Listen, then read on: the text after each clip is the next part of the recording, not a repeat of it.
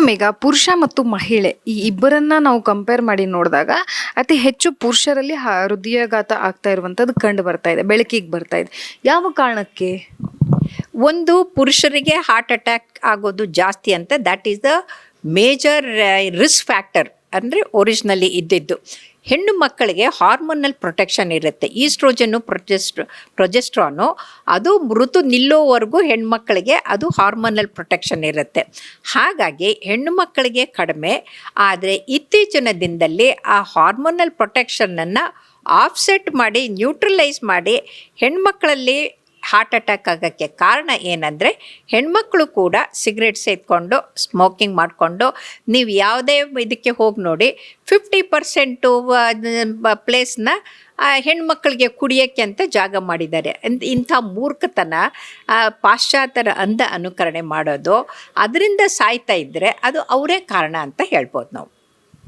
So ಈಗ ಒಟ್ಟಾರೆಯಾಗಿ ನಮ್ಮ ದೇಶದಲ್ಲಿ ಈಗ ನಿನ್ನೆ ಆಗಿರುವಂತಹದ್ದಾಗಿರ್ಬೋದು, ಚಿಕ್ಕ ಚಿಕ್ಕ ವಯಸ್ಸಿನವರು ಹೃದಯಾಘಾತಕ್ಕೆ ಬಲಿಯಾಗ್ತಾ ಇರುವಂಥದ್ದು, ಈ ಎಲ್ಲವನ್ನ ನೋಡಿದಾಗ ಇದಕ್ಕೇ ಆದಂತಹ ಟ್ರೀಟ್ಮೆಂಟು, ಈ ಏನು ಒಂದು ಗೋಲ್ಡನ್ ಟೈಮ್ ಇರುತ್ತಲ್ಲ ಅವರಿಗೆ ಅಂತ ಹೇಳಿ, ಸೊ ಆ ಸಂದರ್ಭದಲ್ಲಿ ಅವ್ರನ್ನ ಪ್ರೊಟೆಕ್ಟ್ ಮಾಡೋದಕ್ಕೆ ಈಗ ಅಕ್ಕಪಕ್ಕದಲ್ಲಿ ಜೊತೆಗಿರೋರಿಗೆ ಏನಾದರೂ ಸಾಧ್ಯ ಆಗುವಂತಹದ್ದು ಬಂದಿದೆಯಾ? ನಮ್ಮ ವೈದ್ಯ ಲೋಕಕ್ಕೆ ಏನಾದರೂ ಎಂಟ್ರಿ ಕೊಟ್ಟಿದೆಯಾ? ಹೇಗೆ ಇದನ್ನು ನಾವು ಹೋಮ್ ಟು ನೀಡಲ್ ಟೈಮ್ ಅಂತ ಇದ್ವಿ.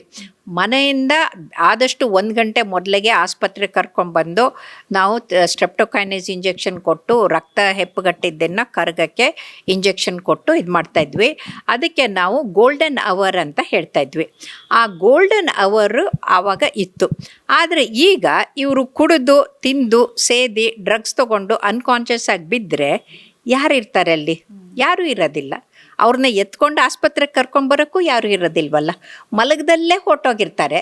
ಸೊ ಹಾಗಾಗಿ ಆ ಗೋಲ್ಡನ್ ಅವರು ಇರೋದು ಹಳೆ ಕಾಲದ್ದು ಹಾರ್ಟ್ ಅಟ್ಯಾಕಿಗೆ. ಇವತ್ತಿನ ಯುವತಿಯರ ಇದಕ್ಕೆ ಅದು ಆಗೋದೇ ಇಲ್ಲ.